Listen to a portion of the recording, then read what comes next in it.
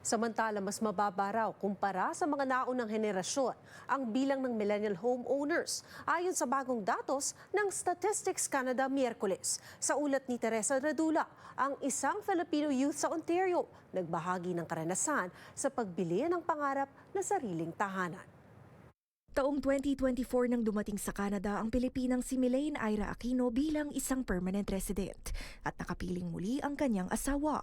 Nitong Pebrero, siya at kanyang asawa naging homeowners na sa Canada. Siyempre excited kami like, wow, ito na yun, ito na yung hinihintay natin, something like that.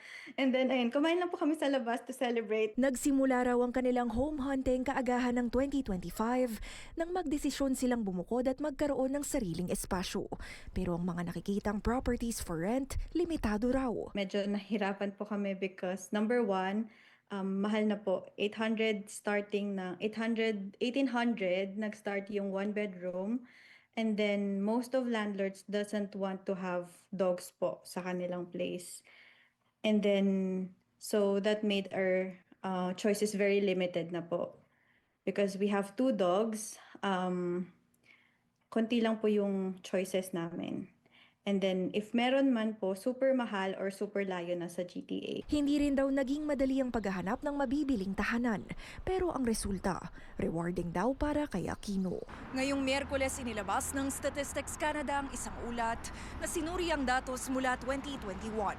Dito nakitang sa mga edad 25 hanggang 39 years old, mga millennials daw ang may pinakamababang home ownership rate kumpara sa mga Gen Xers at baby boomers. Ayon sa isang ekonomista, ilan daw ang posibleng dahilan tulad ng mataas na interest rates at mas mabilis na pagtaas ng home prices kumpara sa income ng mga individual. Ang siste dito is that education is not free.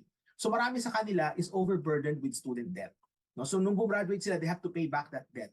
Kung kukumpara mo yun sa mga previous generations, nung araw, high school diploma lang, can get you a decent job at 1950s, 1960s, and that can get you a house. Ngayon, hindi na kailangan mo na ng university education. Kung tututukan naman ng racialized groups, maraming Pilipino sa mga Canada-born millennials ang nasa iisang household kasama ang magulang, na ayon kay Batu, di lamang dahil sa affordability, kundi pati na rin sa kultura. Filipino families are known to exhibit close family ties. So malapit po yung mga samahan ng mga pamilya. At sa kultura kasi din natin na yung mga anak, they are encouraged to stay home until they marry. So kung hindi pa sila kinakasal, stay ka muna sa parents mo. I think very practical.